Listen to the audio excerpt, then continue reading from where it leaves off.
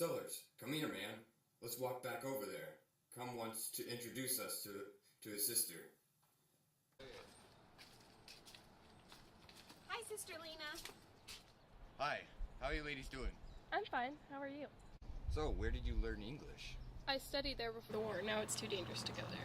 She wore smiles along with traditional robes that covered everything but their faces. The young one was decked out like a statue of the Virgin Mary. Her blue robe was accented by a white headscarf. At 19 or 20, she was strikingly beautiful.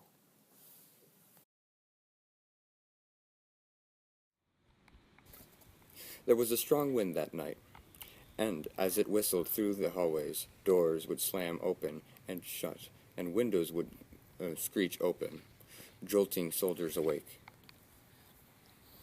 It wasn't long before the three of us were sitting up again, certain that someone or something was in the building.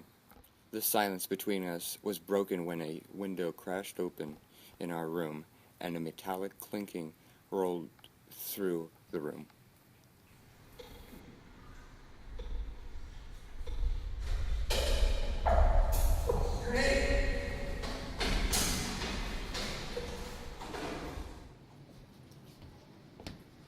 Man, screw this. This is stupid. Crawford, this place is freaking haunted. Let's get out of here. And you don't have to tell me twice. For once, let's get out of here.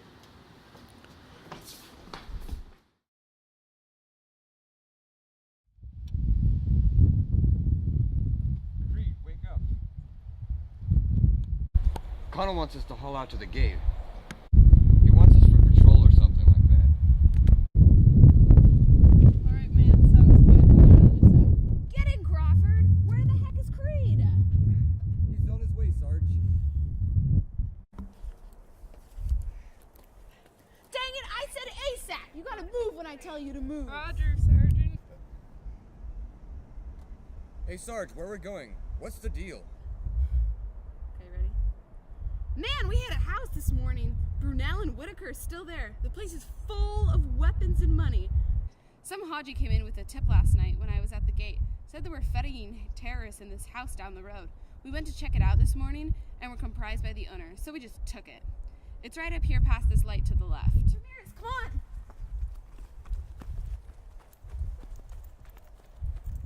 Ramirez, come here and bring your camel back. Turn around. I shook my head, thinking how disappointed my mom would have been if she could have seen this. When I called home, she always ended the conversation by telling me in her nasal Boston accent, Good Christian boy. Say it one more time. Johnny, remember you're a good Christian boy. it was the one and only time during the war that I was embarrassed by our own behavior. With a silent grunt, I walked out the door. During the war, a British jet dropped a 500-pound bomb into a building, and it never went off. EDO is going in to disarm and remove it, but first we have to evacuate the area. The residents will be brought to the girls' college. Wait, you mean the one by the Emiko? We'll provide food and security for these people for 24 hours, and then they will be returned to their home in the same buses that brought them. Any questions? No, Lieutenant. The old lady's head was bowed, and water drizzled down her face and into the weed-covered cracks of the basketball court. At her feet was a pile of crusty and shredded blankets, getting increasingly soaked in the early morning rain. All around her, refugees walked by, herded into the gymnasium by American and British soldiers. The British soldiers had brought boxes full of toys along with their equivalent of MREs.